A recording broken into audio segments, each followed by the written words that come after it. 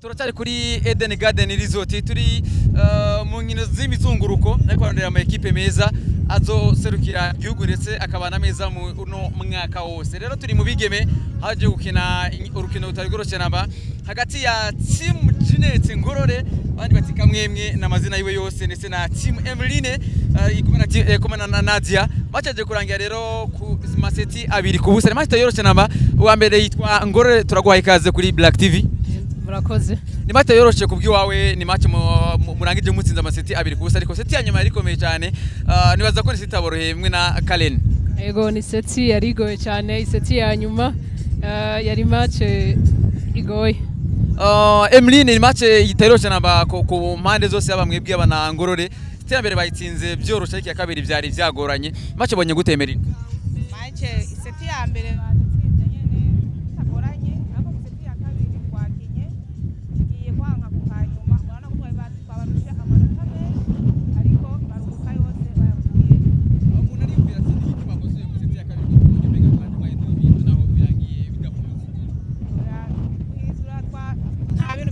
twahinduye atari uko n'ubundi twabugijwe nuko wari umuyaga n'ahandi twagerageza twahinduye no kuntu mu seti ya mbere twagombye kuzana akantu ko kugomba gushwana buke ariko mugabo seti ya kabiri turumvikana biraja ku murongo.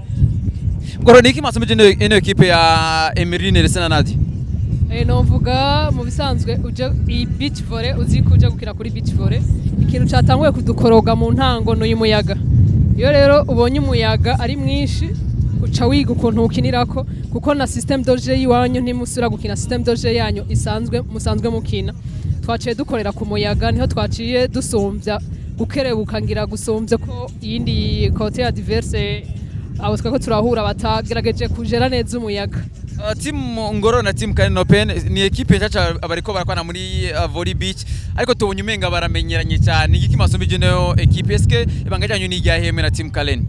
Novuga nta niryo rya mbere dukinanye n'ivyo turi couple ariko si ryo rya mbere dukinye beach volley kuko Karen Open yahora kina beach volley ko afise amabanga menshi no muvyeyi yari yaribarutse mugagarutse uwo bakinana siwe bakinanye nije twaciye dukinana umva kuri we niryo rya mbere dukinanye comme couple ariko si ryo rya mbere akinye beach volley.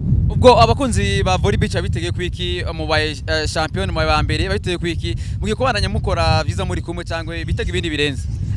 Ko twatanguye tugiye kubandanya dukinana nawe cyo twosaba abakunzi ba beach volleyball nuko bo kwamizaho nka entraînement twarabonye n'ivyo hariho n'amasorti imirije muri juin twarabonye vya ma intercontinental twosaba uburongozi twosaba igihugu yuko kuri ayo masorti abazwi yuko tugasaba ministere yuko yo dufasha kugira natwe dusohoke kuko tugumye ngaha nitubona nivo turiko ni byiza kubandanya bivanye nuko twadutsinze tukaja guhangana n'abandi bo mu bindi bihugu tukaraba nivo yacu natwe ahigera nitugume dutsinda ngaha gusa ariko tugere gutsinda ni n'ayandi matimu yo hanze.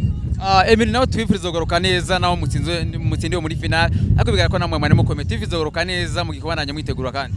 Yego bizosubira turiteze ko yuko tutegereza kuba bambere natwe tugiye gukora bishemeje kugira ngo n'ubundi twakora gusa ibintu by'umuyaga ntitwaye bwabimenyere neza. Ariko team Ngorore murayisezeranya ko musegura irindi turo muzoba bambere?